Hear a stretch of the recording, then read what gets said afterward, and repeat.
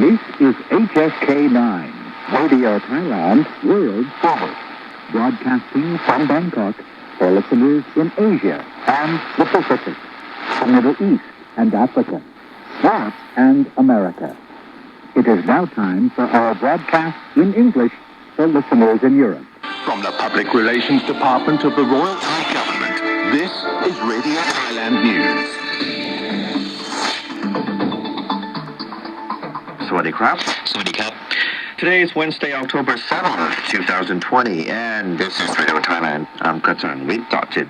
and I'm Benjamin Ruchobagan. Making the national headlines. The cabinet resolved to start holding local elections this year, starting with provincial administration elections in December. Meanwhile, the Thai Meteorological Department predicts that the kingdom will likely face heavy rains in several regions from today going into Friday. Looking at the global scene, the United States top diplomat visits Japan to rally support against China's growing regional influence. And on the business agenda, the Thai government launches a system allowing consumers to track the manufacturing processes of food products. Our feature, Thailand in Perspective, today is on service life of taxis to be extended from 9 to 12 years. We'll now take a look at those top headlines and many more in detail.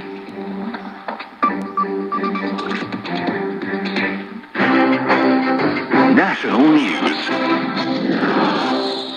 Brought to you by TTT, Sustainable Growth for All. And once again, welcome to the Midday News Hour, now live streaming from our Facebook page, Radio Thailand FM 88. First up in national news. According to the IQAir website, the AQI in Bangkok this morning was yellow, with average PM 2.5 levels registering as excellent. IQAir reported that the AQI, or Air Quality Index for Bangkok, logged an average of 62, indicating that air quality is acceptable. However, there may be a risk for some people, particularly those who are unusually sensitive to air pollution. Good air quality is defined as having an AQI of 50 or less, while satisfactory air quality has an AQI of between 50 and 100. PM 2.5 levels in Bangkok, meanwhile, reach an average of 17.3 micrograms per cubic meter, in line with both the national safety threshold of 50 micrograms and the World Health Organization standard of 25 micrograms.